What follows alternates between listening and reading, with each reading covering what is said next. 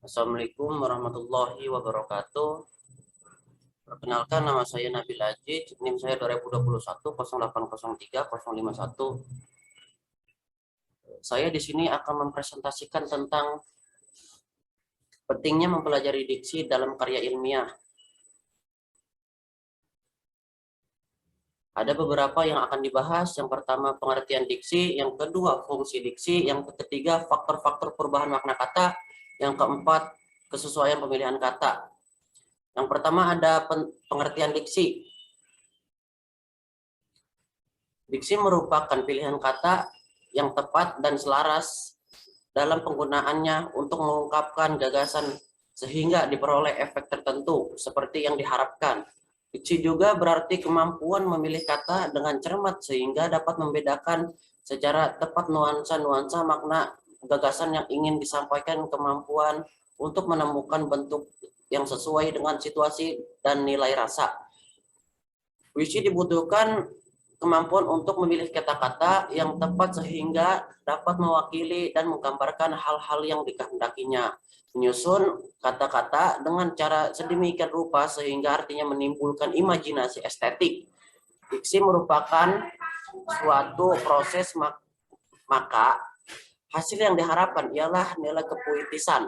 Diksi dalam arti aslinya merujuk pada pemilihan kata dan gaya ekspresi oleh penulis atau pembicara. Arti yang kedua, diksi yang lebih umum digambarkan dengan enunsiasi kata seni berbicara jelas sehingga setiap kata dapat didengar dan dipahami hingga kompleksitas dan ekstremitas terjauhnya. Yang kedua ada fungsi diksi. Ada memiliki beberapa fungsi yaitu sebagai berikut. Yang pertama, suatu upaya untuk melembangkan ide pokok atau gagasan yang akan diucapkan lewat bahasa yang digunakan. Penggunaan kata yang tepat akan memberikan makna sebuah kata yang sesungguhnya, yang awalnya biasa saja menjadi lebih bermakna dan sempurna. Misalnya kata perempuan sangat dihargai pada saat pemerintah Gus Dur dengan selalu menggunakan kata diksi. Menteri Pemberdayaan Perempuan. Beda saat Orde Baru yang menggunakan kata wanita yang selalu menghiasi pada Menteri Peranan Wanita, Dharma Wanita. Jadi, dengan menggunakan diksi yang baik maka akan memberikan makna yang sesungguhnya. Kedua, upaya untuk mengekspresikan gagasan yang benar dan tepat. Artinya, menggunakan diksi yang tepat, cermat dan benar akan memberikan nuansa positif dan menyenangkan bagi lawan bicara, berfungsi untuk mencegah kesalah tafsiran dan kesalahpahaman dalam berkomunikasi. Kata anutan dan panutan. Contoh, Ibu Kartini terpilih menjadi dosen panutan di STEN Pamekasan.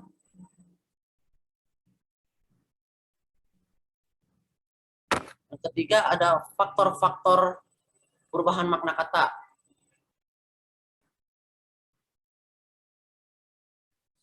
Ada memiliki beberapa faktor, yaitu sebagai berikut. Yang pertama ada perubahan bahasa, yang kedua ada faktor sosial, yang ketiga ada faktor psikologis, yang keempat ada faktor kesejarahan, yang kelima ada kata baru atau asing. Yang pertama ada perubahan bahasa. Di perubahan bahasa ada 3 macam, yaitu yang pertama ada perubahan di dalam struktur frasa, misalnya parkir bebas, bebas parkir. Yang kedua, perubahan struktur kalimat akan mengakibatkan perubahan dalam hal makna, misalnya dari kalimat aktif menjadi kalimat pasif. Contohnya, mahasiswa STEN harus mentaati peraturan yang dibuat oleh STEN Pamekasan. Mahasiswa STEN Pamekasan diharuskan mentaati peraturan yang dibuat oleh STEN Pamekasan. Yang ketiga, perubahan makna. Bahasa karena terjadi perubahan-perubahan di dalam bentuk kata. Perubahan makna terjadi karena faktor afiksasi atau imbuhan. Contohnya, pimpin, pimpinan, pemimpin, kepemimpinan. Yang kedua ada faktor sosial. Faktor sosial juga dapat menyebabkan perubahan makna kata dalam kerangka diksi. Yang ketiga ada faktor psikologis. Faktor psikologis dapat menyebabkan perubahan makna kata. Misalnya mencakup pertimbangan rasa takut, kesopanan, kehalusan ekspresi. Contohnya, ditangkap polisi, diamankan polisi. Penjahat itu ditembak dan dilumpuhkan. Yang keempat ada faktor kesejarahan. Faktor kesejarahan mengalami bahasa yang selalu berkembang sehingga seringkali terjadi perubahan makna. Contohnya, kata perempuan.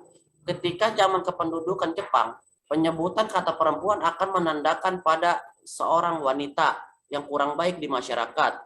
Yang kelima, ada kata baru atau asing. Perkembangan ilmu pengetahuan dan teknologi menyebabkan munculnya kata yang baru sehingga terjadi perubahan makna kata. Contohnya, download, unduh, chatting obrolan, website, performance, dan perfect atau dan lainnya. Dan yang terakhir ada kesesuaian pemilihan kata. Kesesuaian diksi sangat diperlukan ketika berkomunikasi. Saat berkomunikasi kita sering mengalami perbedaan atau kekurangan tepatan karena perkembangan bahasa yang sangat luas. Artinya terdapat kata frase maupun klausa yang dianggap kurang sesuai ketika diucapkan, tidak baku dan tidak baik. Bentuk ucapan bahasa yang benar dan baik itu selalu dihubungkan dengan bentuk ucapan bahasa yang baku, yaitu bentuk ucapan bahasa yang dipakai sebagai pedoman yang dianggap sebagai bentuk ucapan yang ideal. Oleh karena itu, perlu diperhatikan dengan hal-hal di bawah ini. Yang pertama, harus tepat dalam pengguna kata yang berhubungan dengan nilai sosial. Misalnya, ketika seorang mahasiswa mohon izin untuk meninggalkan kelas, kata yang diucapkan mohon izin ke belakang bukan untuk izin kencing. Hal ini dikarenakan kurang santun. Yang kedua, menggunakan kata berpasangan atau idiomatik. Contoh, terdiri atas sebagai berikut, sehubungan dengan, dan seterusnya. Ketiga, penggunaan kata-kata pada kondisi tertentu. Misalnya pada kata meninggal, mati, tewas, wafat, dan gugur. Buronan itu tewas ditabrak truk saat lari dikejar polisi. Bandingkan dengan kalimat kiai, itu wafat beberapa minggu lalu. Kata tewas dan wafat berhubungan dengan situasi dan kondisi tertentu. 4. Tidak menggunakan bahasa lisan atau pergaulan. Contoh, ayo kita cabut dan tutup Instagram menuju masjid untuk sholat berjamaah. Yang kelima, penggunaan kata ilmiah untuk penulisan karangan ilmiah dan kata-kata non ilmiah untuk komunikasi yang sifatnya non ilmiah. Yang keenam, penggunaan bahasa baku secara tepat, misalnya diksi Ramadan. Ramadan atau Ramadan, banyak yang menganggap bahwa yang baku adalah Ramadan. Padahal yang baku sebenarnya adalah kata Ramadan.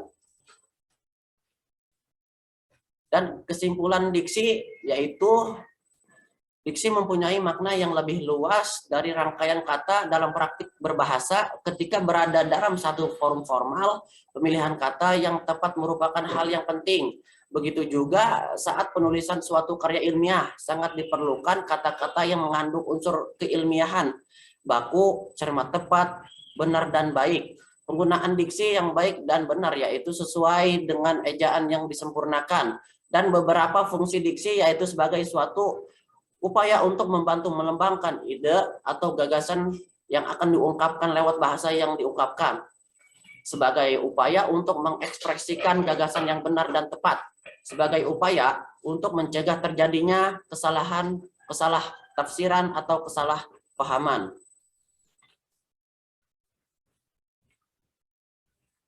Sekian dari saya. Terima kasih. Kurang lebihnya mohon maaf. Bila topik wal hidayah. Wassalamualaikum warahmatullahi wabarakatuh.